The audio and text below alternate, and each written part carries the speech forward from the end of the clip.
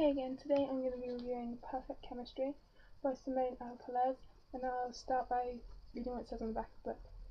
Brittany Ellis seems to have it all. Wealthy parents, the perfect boyfriend, and the right group of friends. But when Brittany is forced to become lab partners with Alex Fuentes, a gang member from the wrong side of town, her perfect life starts to unravel. Alex is a bad boy and he knows it, so when he makes a bet with his friends to lure Brittany into his life, he thinks nothing of it. But as Alex and Brittany grow closer, sparks begin to fly, and they both realise that sometimes appearances can be deceptive. Will their emerging feelings be enough to keep them together when the world is determined to tear them apart? Okay, so I'll start off by saying how much I love the people on the cover. And they're actually pretty close to how I imagined them both to look, so that's a good thing. And this is the first book I've read in a long time that doesn't have a paranormal element to it at all. It's just simple, sort of young adult, romancy lit. And what drew me in was that it's that typical opposites, Romeo and Juliet, West Side Story sort of thing. They're from two different worlds, then they end up falling in love. And so Brittany is her parents are wealthy. She drives like a BMW. She's captain of the pom squad, things like that. She's, you know, Miss Popular and Miss Perfect, but that's pretty much an act. She feels like she has to be perfect, and Alex is obviously a gang member, the complete opposite to her.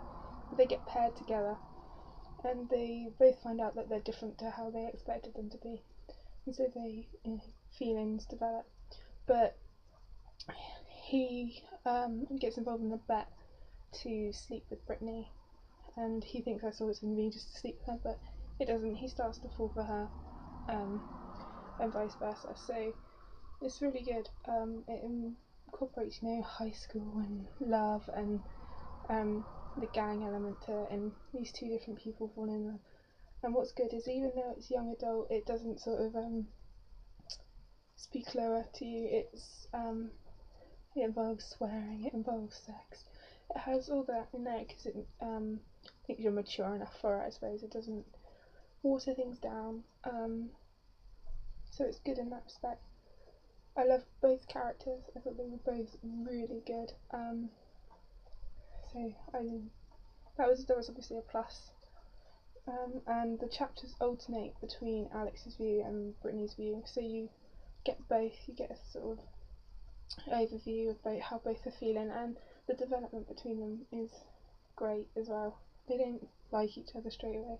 It develops, so that's really nice. I love this book so much that before I even got halfway through, I was ordering the second one, which is Rules of Attraction, and the third one isn't out yet. It's out in hardback in August, I think. But yeah, I would recommend this to anybody, because it was really good. I've read reviews on it that said it was a life-enhancing book. I don't know if it's life-enhancing, but I'd definitely say it's not one to miss. It was really spectacular. I really enjoyed it, and it was good enough to pull me away from paranormal. I read it in a day. That's how quick it was to read. It's